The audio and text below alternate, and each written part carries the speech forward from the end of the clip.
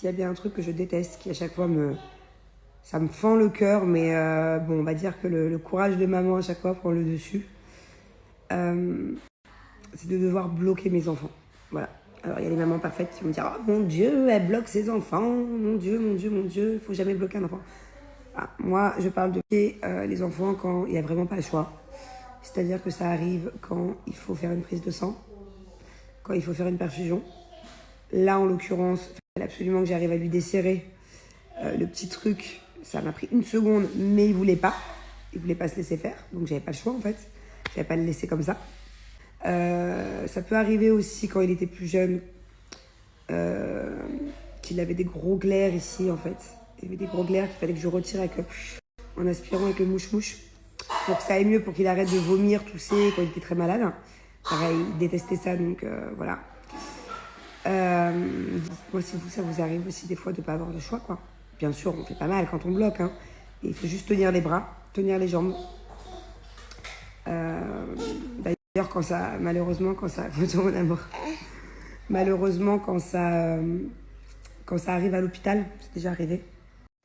Malheureusement, quand ça arrive à l'hôpital, j'ai même les infirmières ou les docteurs hein, qui m'aident des fois. Enfin, maintenant, j'ai quand même la technique. Hein. Maintenant, s'il faut faire par exemple une prise de sang, j'ai la technique. J'arrive à tenir les bras toute seule. Toute seule. Voilà, mais ça, c'est vraiment quelque chose qui me... En tant que maman, c'est pas facile.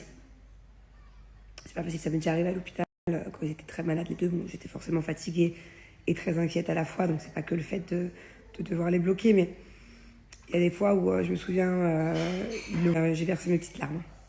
Et des fois où c'est dur hein, de voir son enfant, devoir se faire tenir les bras pour pouvoir les soigner. C'est pas facile des fois. Bon, je mange ma salade parce que je suis toujours à jeun. J'ai oublié de manger aujourd'hui.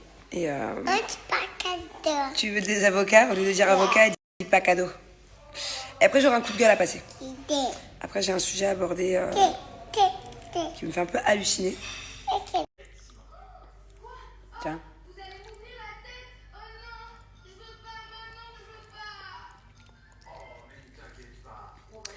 Comment tu dis? Mais non, c'est pas cadeau, mon chat. Assieds-toi pour manger, tu sais que tu peux t'étouffer, je te le dis tout le temps. On dit avocado. Hein? Viens voir, maman. Viens mon cœur. Arrête de faire la banane. T'as rien à dire A, dis A. Avocat. Ou avocado.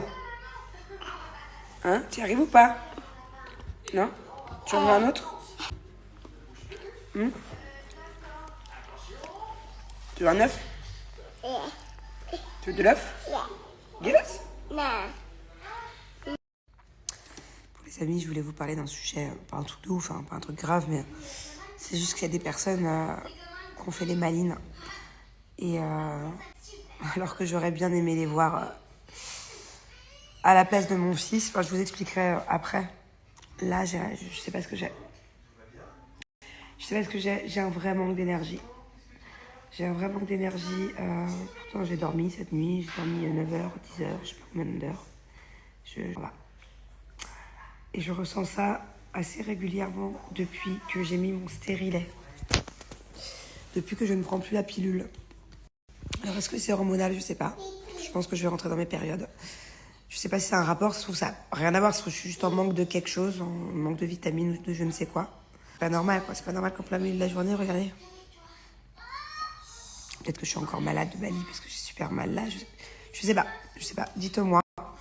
Dites-moi si quand vous allez avoir vos périodes, les filles, et si aussi pendant vos périodes, vous êtes super fatiguées. C'est pas fatigué, genre je veux dormir, manque d'énergie. Non, ils vont pas dormir à la maison. Je pense qu'ils vont être à l'hôtel. Moi, il faut savoir que dans cette maison, j'ai pas de chambre d'amis. C'est compliqué ça d'ailleurs à gérer. Parce qu'en fait, on avait une chambre d'amis, mais du coup, on l'a transformée en dressing parce qu'on avait plus de place, tout explosait, il y avait des fringues de partout. Après, c'est pas souvent bon. Même quand il y aura les parents de Jus, Grenouille, enfin, je sais pas, peu importe. Je sais pas où est-ce qu'ils dormiront du coup.